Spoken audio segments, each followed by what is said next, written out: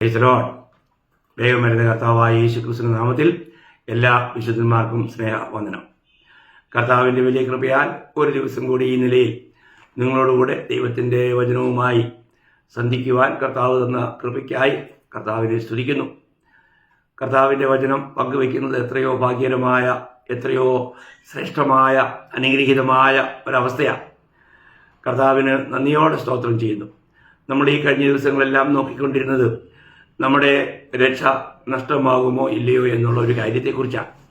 അപ്പോൾ നമ്മുടെ ആത്മരക്ഷ ഒരു കാരണവശാലും നഷ്ടമാകുന്നില്ല എന്നുള്ള കാര്യമാണ് നമ്മൾ പഠിച്ചുകൊണ്ടിരിക്കുന്നത്. പ്രിയമുള്ളവരെ, ദൈവവചനത്തിനോ ദൈവത്തിനോ മാറ്റമില്ല. അങ്ങനെയാണെങ്കിൽ നമ്മുടെ ആത്മരക്ഷ നഷ്ടമാകുമെന്നുള്ള ചിന്താഗതിക്ക് യാതൊരു പ്രസക്തിയുമില്ല. രക്ഷിക്കപ്പെട്ട ഒരു ദൈവവചനെ സംബന്ധിച്ചിടത്തോളം അവർക്ക് ആത്മരക്ഷ നഷ്ടമാകുകയില്ല. കാരണം അത് ദൈവികമായ വാഗ്ദത്തത്തിൽപ്പെട്ട ഒരു കാര്യമാണ്. ഞാൻ ചില കാര്യങ്ങൾ വചനത്തിലൂടെ ഒരുപാട് കാര്യങ്ങൾ ഈ വിഷയത്തിൽ പങ്കുവയ്ക്കാനുണ്ട്. എങ്കിലും ഞാൻ ഇന്ന് നിങ്ങളോട് ഇപ്പോൾ പങ്കുവയ്ക്കാൻ ആഗ്രഹിക്കുന്നത് യോഹന്നാന്റെ സുവിശേഷം 6-ാം അധ്യായം 37-ാം വാക്യമാണ്. പിതാവ് എനിക്ക് തരുന്നതൊക്കെയും എൻ്റെ അടുക്കൽ വരും. എൻ്റെ അടുക്കൽ വരുന്നവനെ ഞാൻ ഒരു നാളും തള്ളിക്കളയുകയില്ല. നോക്കണം, പിതാവ് എനിക്ക് തരുന്നതൊക്കെയും എൻ്റെ അടുക്കൽ വരും.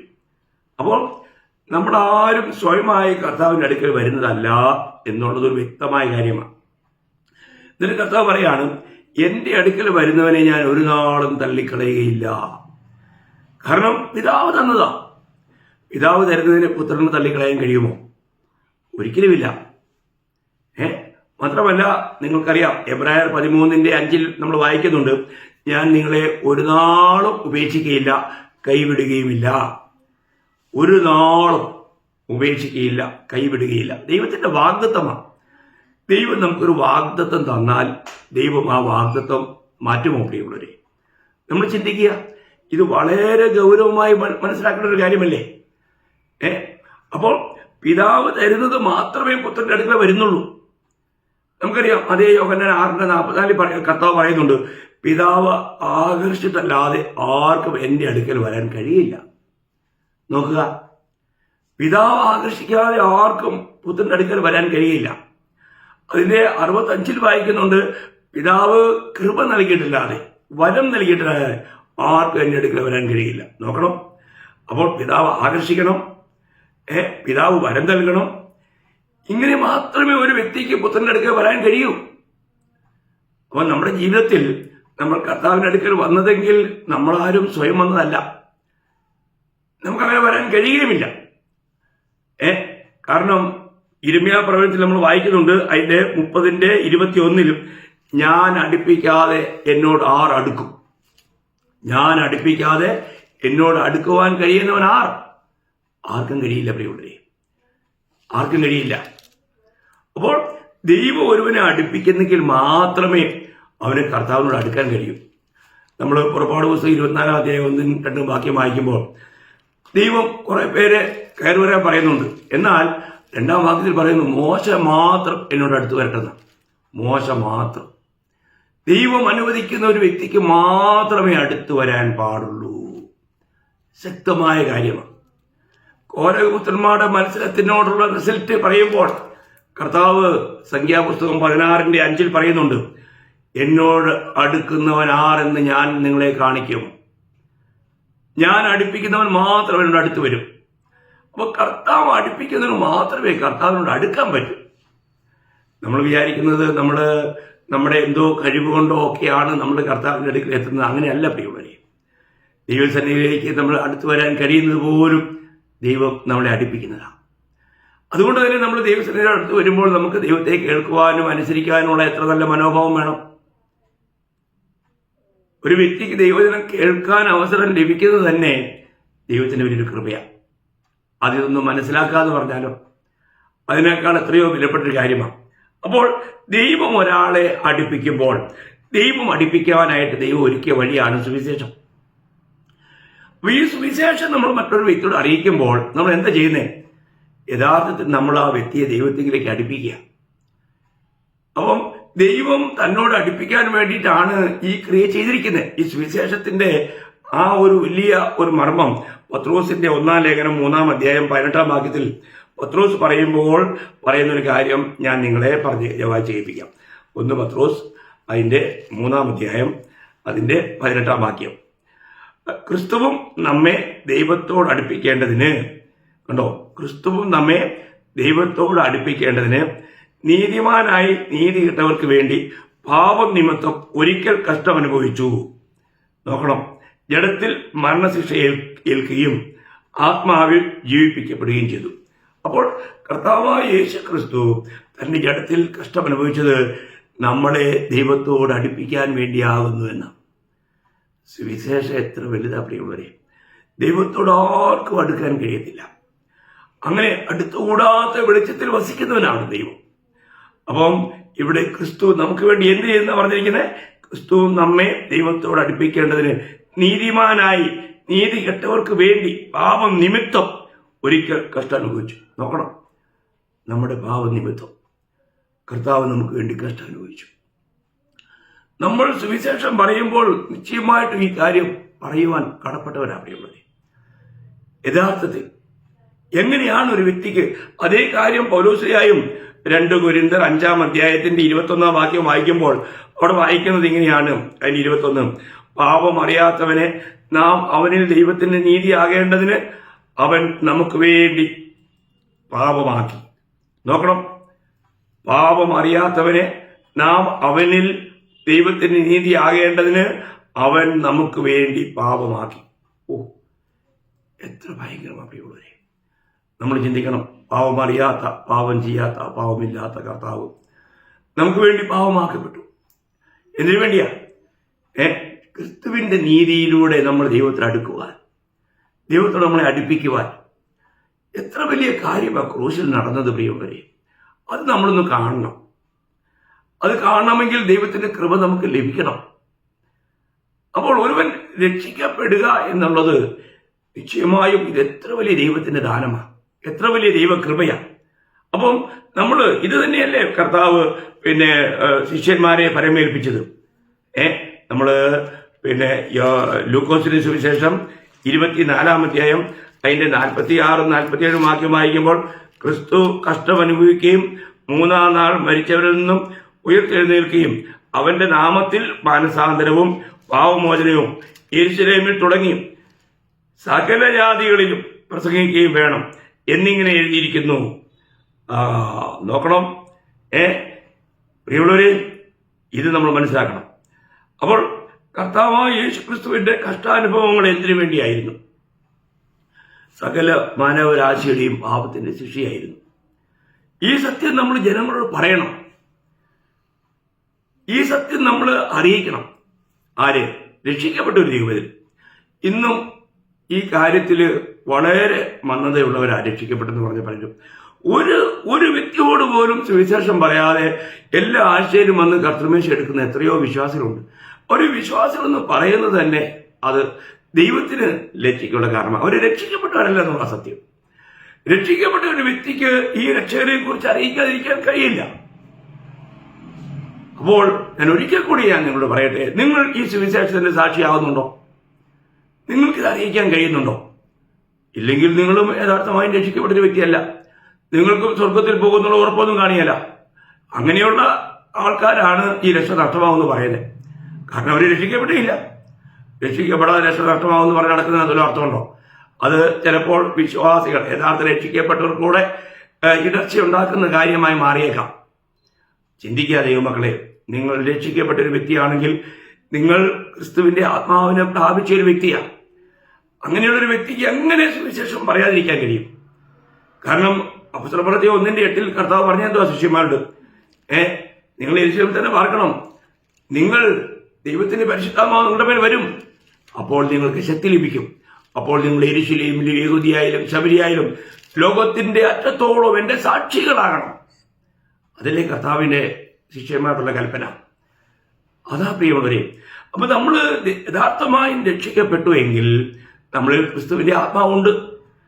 ആ ക്രിസ്തുവിന്റെ ആത്മാവുള്ളവരാണ് യഥാർത്ഥത്തിൽ ഈ സുവിശേഷം അറിയിക്കുവാനായിട്ട് കഴിയുന്നത്. ഇന്ന് പലർക്കും കഴിയാതിരിക്കുന്നതിന് കാരണം എന്താ? ഇന്ന് പലരും വിശ്വസിക്കാത്തത് എന്തുകൊണ്ടാ? കാരണം അവർക്ക് യഥാർത്ഥമായിട്ടുള്ള ഈ ദൈവികമായിരിക്കുന്ന തെരഞ്ഞെടുപ്പില്ല. പിതാവ് അടുപ്പിക്കണ്ടേ?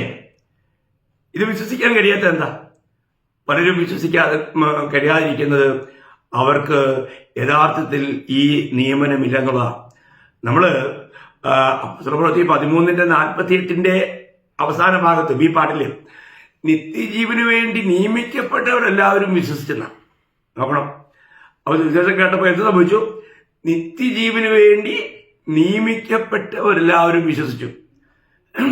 നമുക്കറിയാം കർത്താവായ യേശു ക്രിസ്തുവിലൂടെയുള്ള ന്യായവിധിയെക്കുറിച്ച് പൗലോസ്ലീഹ പറയുമ്പോൾ അവിടെ നടക്കുന്ന ഒരു സംഭവം. അപ്പം കർത്താവിന്റെ ഉയർത്തെഴുന്നേൽപ്പിനെ കുറിച്ച് താൻ സ്ഥാപിച്ചുകൊണ്ട് എല്ലാവരും മാനസാന്തരപ്പെടണം, അറിയായ്മയുടെ കാലങ്ങളെ കർത്താവ് ലക്ഷ്യമാക്കുന്നില്ല, ഇപ്പോൾ നിങ്ങളിത് അറിയണം എന്ന് പറഞ്ഞുകൊണ്ട് അപ്പോസ്തലപ്രവൃത്തി 17-ാം അധ്യായം 30-31 വാക്യം പറയുമ്പോൾ അവിടെ വായിക്കുന്നത് ഇങ്ങനെയാണ്: എന്നാൽ അറിയായ്മയുടെ കാലങ്ങളെ ദൈവം ലക്ഷ്യമാക്കാതെ ഇപ്പോൾ എല്ലായിടത്തും എല്ലാവരും മാനസാന്തരപ്പെടണമെന്ന് മനുഷ്യരോട് ദൈവം എന്ത് ചെയ്യുന്നു? കൽപ്പിക്കുന്നു.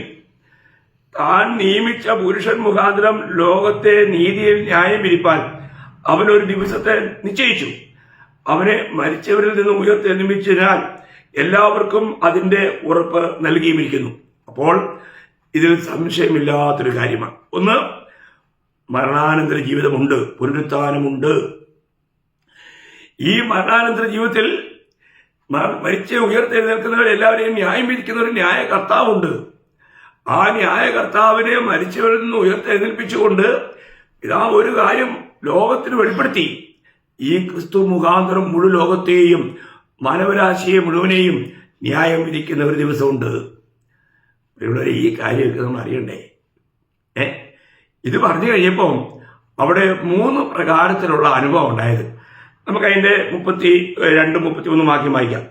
മരിച്ചവരുടെ പുനരുത്ഥാനത്തെ കുറിച്ച് കേട്ട് ചിലർ പരിഹസിച്ചു. നോക്കണം, അതെവിടെ ഉണ്ടാവുമല്ലോ. നമ്മൾ സുവിശേഷം പറയുമ്പോൾ എത്രയോ പേരെ പരിഹസിക്കുന്നേ. മരണാനന്തര ജീവിതം, എനിക്ക് അങ്ങനെയുള്ള ഭയങ്കര അനുഭവം ഉണ്ടായിട്ടുണ്ട്. മരണാനന്തര ജീവിതം, അതിനെ പരിഹസിച്ച് തള്ളുന്നവരുണ്ട്. ഇവിടെയും അത് തന്നെയാണ് പൗലോസിന്റെ ജീവിതത്തിൽ സംഭവിച്ചത്. കുറെ പേര് പരിഹസിച്ചു. പിന്നെ എന്ത് ചെയ്ത് മറ്റു ചിലർ ഇതിനെപ്പറ്റി പിന്നെയും നിന്റെ പ്രസംഗം കേൾക്കാമെന്ന് പറഞ്ഞു. നോക്കണം, പിന്നെയും കേൾക്കാമെന്ന്, അതിന് ഭയങ്കര അല്ലേ. നമ്മള് ഇതുപോലൊരു വിദ്വാനെ നമ്മള് അപ്പുറത്തി 24-25 ഫെലിക്സ് രാജാവിനെ കുറിച്ച് വായിക്കുന്നുണ്ട്. 24-25 അവിടെ നമ്മൾ വായിക്കുന്നത് 24 മുതൽ വായിക്കാം. കുറെ നാൾ കഴിഞ്ഞിട്ട് ഫെലിക്സ് യഹൂദ സ്ത്രീയായ തന്റെ ഭാര്യ ദ്രുസില്ലയുമായി വന്നു പൗലോസിനെ വരുത്തി ക്രിസ്തുയേശുവിലുള്ള വിശ്വാസത്തെക്കുറിച്ച് അവന്റെ പ്രസംഗം കേട്ടു. എന്നാൽ അവൻ നീതി, ഇന്ദ്രിയ ജയം, വരുവാനുള്ള ന്യായവിധി എന്നിവയെക്കുറിച്ച് സംസാരിക്കുമ്പോൾ ഫെലിക്സ് പരമവേശനായി. തൽക്കാലം പോകാം, അവസരമുള്ളപ്പോൾ നിന്നെ വിളിപ്പിക്കാം എന്ന് പറഞ്ഞു. നോക്കണം, അവിടെ ആ സമയത്ത് തന്നെ അവന്റെ ഉള്ളം സാക്ഷ്യപ്പെടുത്തിയതാ, ഇത് സത്യവചനമാ, നീ ഇത് വിശ്വസിക്കണം, നീ പരീക്ഷിക്കപ്പെടണം. പക്ഷെ അവൻ പറയാ, ഇവൻ പേടിച്ചു പോയി. കാരണം ഈ കർത്താവിന് ഹൃദയം കൊടുക്കാതെ മുന്നോട്ട് പോകാൻ പറ്റിയേരെന്നുള്ളൊരു അവസ്ഥ ഉണ്ടായെന്നാ പറഞ്ഞതിന്റെ സാരം. ഇവിടെ സുവിശേഷം കേൾക്കുമ്പോൾ അനേകരുടെ അനുഭവം അതാ. അവര് ഏതെങ്കിലും ലോകപരമായ കാര്യങ്ങളിലൂടെ മുടക്കം വരുത്തുക. നമ്മൾ കൈകാര്യം ചെയ്യണം. 2 കൊരിന്ത്യർ 6:2 പറഞ്ഞിട്ടുണ്ട്, ഇപ്പോഴാകുന്നു രക്ഷാ ദിവസം. ഇപ്പോൾ, ഇന്ന് ഈ വചനം കേൾക്കുന്ന സമയം നിങ്ങൾക്ക് രക്ഷിക്കപ്പെടാൻ വേണ്ടി ദൈവം അവസരം തരികയാ. പ്രിയമുള്ളവരെ, രക്ഷിക്കപ്പെടാത്ത പ്രിയപ്പെട്ടവരോട് ഞാൻ പറയട്ടെ, നിങ്ങൾ ഇപ്പോൾ തന്നെ വാസ്തവമായും കർത്താവായ യേശുക്രിസ്തുവിന്റെ മരണം പാപിയായി എനിക്ക് വേണ്ടിയായിരുന്നു എന്ന് നിങ്ങൾ വിശ്വാസത്തോടെ അംഗീകരിച്ചാൽ ഈ നിമിഷം ഈ വചനം കേൾക്കുന്ന സമയത്ത് തന്നെ നിങ്ങൾക്ക് രക്ഷിക്കപ്പെടാൻ പറ്റും. നിങ്ങൾ വിശ്വസിക്കുമെങ്കിൽ, നിങ്ങൾ കർത്താവിന് വേണ്ടി തിരഞ്ഞെടുക്കപ്പെട്ട ഒരു വ്യക്തിയാണെങ്കിൽ ഇതിനു വേണ്ടിയിട്ട് വലിയൊരു ക്ലാസ് ഒന്നും എടുക്കേണ്ട ആവശ്യമില്ല. ക്രൂശിലെ ക്രിസ്തുവിന്റെ മരണം പാപിയായി എനിക്ക് വേണ്ടിയായിരുന്നു എന്ന് സമ്മതിക്കുവാൻ, അതൊന്ന് വിശ്വസിക്കുവാൻ, അതൊന്ന് അംഗീകരിക്കുവാൻ നിങ്ങൾ തയ്യാറായാൽ ക്ഷണം ഈ രക്ഷ, നിത്യജീവൻ, അത് നിങ്ങൾക്ക് പ്രാപ്യമാണ്. നോക്കണം, ഇവിടെ പൗലോസ്ലീഹ വളരെ ഗംഭീരമായി ഈ പ്രസംഗം നടത്തിയപ്പോൾ കുറെ കൂട്ടർ പരിഹസിച്ചു. കുറെ കൂട്ടർ എന്താ പറഞ്ഞേ, ഞങ്ങൾ പിന്നെ കേൾക്കാം. എന്നാൽ പൗലോസ് അവിടെ അവന്റെ 33-ാം വാക്യത്തിൽ പിന്നെയും നിന്റെ പ്രസംഗം കേൾക്കാമെന്ന് പറഞ്ഞു. അങ്ങനെ പൗലോസ് അവിടെ നടുവിൽ നിന്നും പോയി.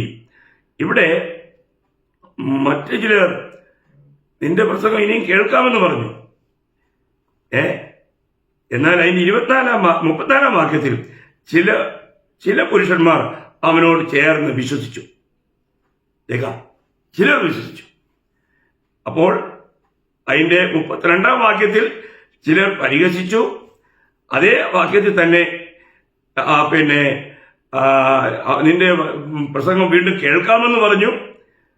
എന്നാൽ 34-ാം വാക്യം നമ്മൾ വായിക്കുന്നു, ചില പുരുഷന്മാർ അവനോട് ചേർന്ന് വിശ്വസിച്ചു. നോക്കുക, 3 നിലയിലുള്ള പ്രതികരണങ്ങൾ അവിടെ ഉണ്ടായി. ഇവിടെ നിങ്ങളുടെ ജീവിതത്തിൽ വ്യക്തിപരമായിട്ട് നിങ്ങൾ ഈ വചനം കേട്ട് നിങ്ങൾ വിശ്വസിച്ച് യഥാർത്ഥമായി രക്ഷിക്കപ്പെട്ട അനുഭവം നിങ്ങൾക്കുണ്ടോ? നിങ്ങൾ രക്ഷിക്കപ്പെട്ട ഒരു വ്യക്തിയാണെങ്കിൽ ഒരു കാരണവശാലും നിങ്ങളുടെ രക്ഷ നഷ്ടമാകുന്നില്ല എന്ന് വിശുദ്ധ വേദപുസ്തകത്തിൽ കർത്താവ് പറഞ്ഞല്ലോ, ഞാൻ നിന്നെ ഒരു നാളും ഉപേക്ഷിക്കുകയില്ല, കൈവിടുകയില്ല. അപ്പോൾ ഇവിടെ ഞാൻ പറയുന്നൊരു സാരം എന്ന് പറഞ്ഞാൽ, ദൈവമക്കളെ, നമ്മൾ രക്ഷിക്കപ്പെട്ട് കഴിയുമ്പോൾ നമ്മൾ ആരായി തീർന്നു? നമ്മൾ ദൈവത്തിന്റെ ആലയമായി തീർന്നു. ദൈവത്തിന്റെ പരിശുദ്ധാത്മാവ് നമ്മളിൽ വസിക്കുന്നു. നമ്മൾ 1 കൊരിന്ത്യർ അതിന്റെ 3-ാം അധ്യായം 16-ാം വാക്യം വായിക്കുമ്പോൾ, നിങ്ങൾ ദൈവത്തിന്റെ മന്ദിരമെന്നും ദൈവത്തിന്റെ ആത്മാവ് നിങ്ങളിൽ വസിക്കുന്നുവെന്നും അറിയുന്നില്ലയോ? ഒരു ചോദ്യമാണ്. രക്ഷിക്കപ്പെട്ട എല്ലാ ദൈവമക്കളും ദൈവത്തിന്റെ ആലയമായി തീർന്നിരിക്കുന്നു. എന്നിട്ട് അതിന്റെ 6-ാം അധ്യായം 19-20 വാക്യം വായിക്കുമ്പോൾ, ദൈവത്തിന്റെ ദാനമായി നിങ്ങളിൽ ഇരിക്കുന്ന പരിശുദ്ധാത്മാവിന്റെ മന്ദിരമാകുന്നു നിങ്ങളുടെ ശരീരമെന്നും നിങ്ങളെ വിലയ്ക്ക് വാങ്ങിയിരിക്കാൻ നിങ്ങൾ താന്താങ്ങൾക്കുള്ളവരല്ല എന്നും അറിയുന്നില്ലയോ? ആകയാൽ നിങ്ങളുടെ ശരീരം കൊണ്ട് ദൈവത്തെ മഹത്വപ്പെടുത്തുവിൻ. പ്രിയമുള്ളവരെ, നമ്മൾ അറിയേണ്ട സത്യം ഇപ്പോൾ അറിയണ്ടേ? അതിനനുസൃതമായൊരു ജീവൻ നയിക്കണ്ടേ? അപ്പോൾ ഇന്ന് ദൈവത്തിന്റെ ആത്മാവ് വസിക്കുന്ന ആലയമായി ഓരോ രക്ഷിക്കപ്പെട്ട ദൈവമക്കളെയും ദൈവമാക്കി തീർത്തിക്കുക. അത് നമ്മൾ സഭയായി കൂടിയിരുമ്പോൾ ദൈവത്തിന്റെ ആലയമായ സഭയാണ്. നമ്മൾ ഒരു കാര്യം മനസ്സിലാക്കണം, ഇന്ന് യഥാർത്ഥമായും ഈ കർത്താവിന്റെ ആത്മാവ് എന്നിൽ വസിക്കുന്നുണ്ടോ? ഈ ആത്മാവിനാലാണ് നമ്മൾ എഫേസ്യ ലേഖനം 2-ാം അധ്യായം അതിന്റെ 22-ാം വാക്യം വായിക്കുമ്പോൾ, അവനിൽ നിങ്ങളെയും ദൈവത്തിന്റെ നിവാസമാകേണ്ടതിന് ആത്മാവിനാൽ ഒന്നിച്ചു പണിതു വരുന്നു. ആത്മാവിനാൽ ഒന്നിച്ച് പണി നടന്നിരിക്കുക.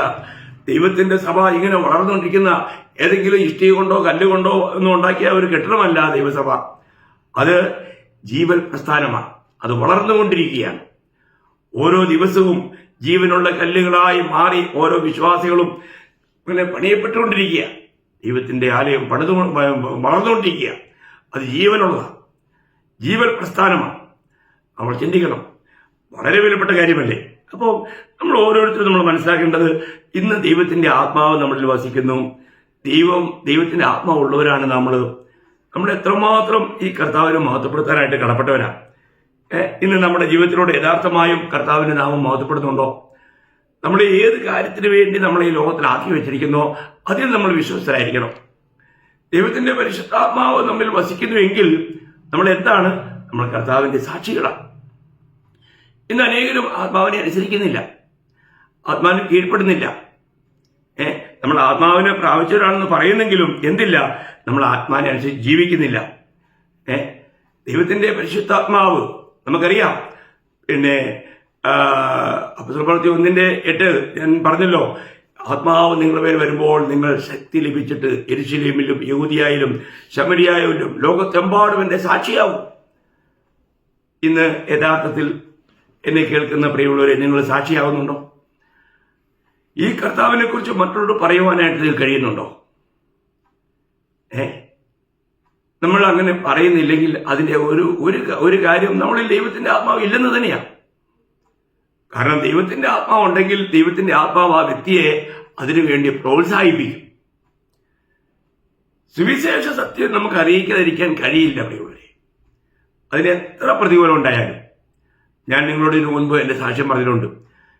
മൊസാംബിക്കില് ഡെപ്യൂട്ടേഷനിൽ പോയ സമയത്ത് അവിടെ സുവിശേഷം പറഞ്ഞ് അനേകർ കർത്താവിലേക്ക് വന്നു. അത് കണ്ട് മറ്റുള്ളവർക്ക് ജലസിയായി, അവർക്ക് വലിയ വൈരാഗ്യമുണ്ടായി.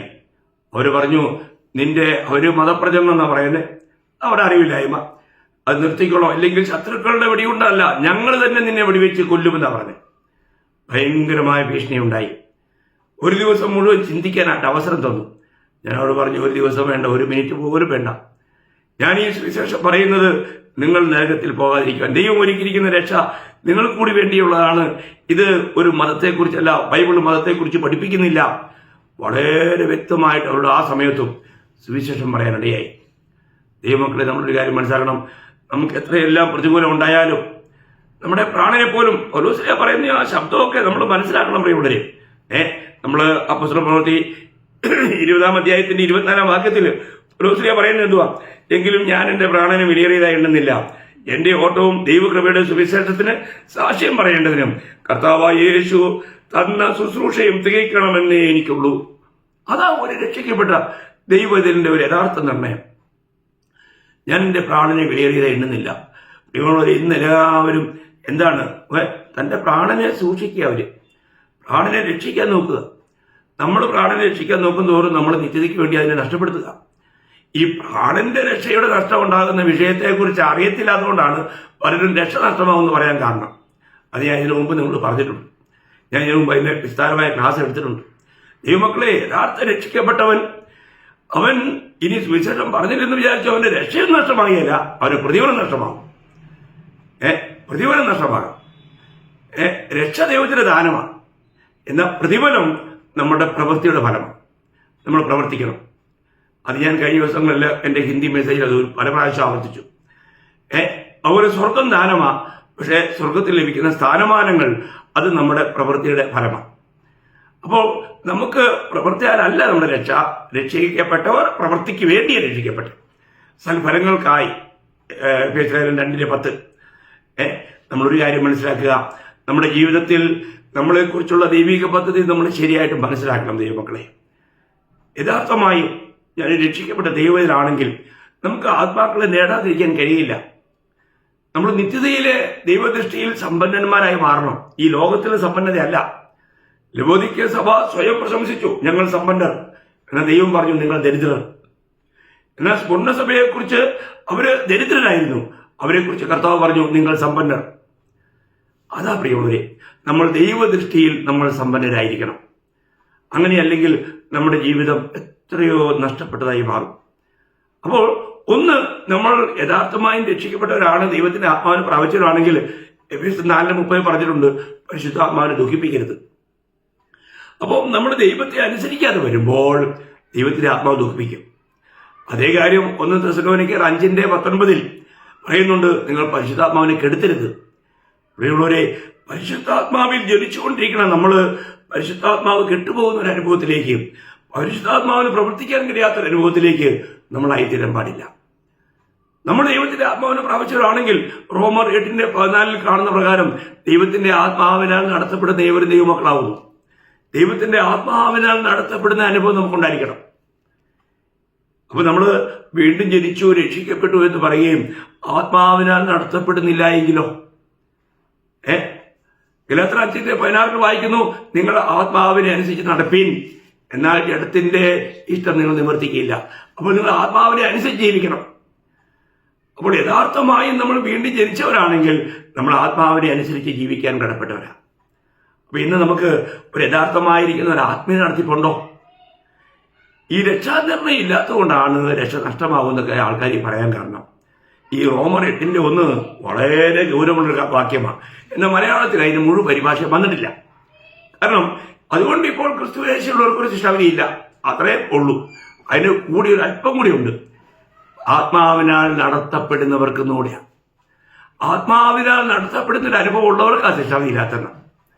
അപ്പോൾ നമ്മൾ യഥാർത്ഥ ക്രിസ്ത്യാനികൾ ക്രിസ്തുവിന്റെ ആത്മാവുള്ളവരാണ്. ആത്മാവുള്ളവർക്ക് മാത്രമല്ല, അവർ ആത്മാവിനെ അനുസരിച്ച് ജീവിക്കുന്നവരാണ്. അപ്പോൾ ഇന്ന് നമ്മുടെ ജീവിതം എങ്ങനെയുണ്ട്?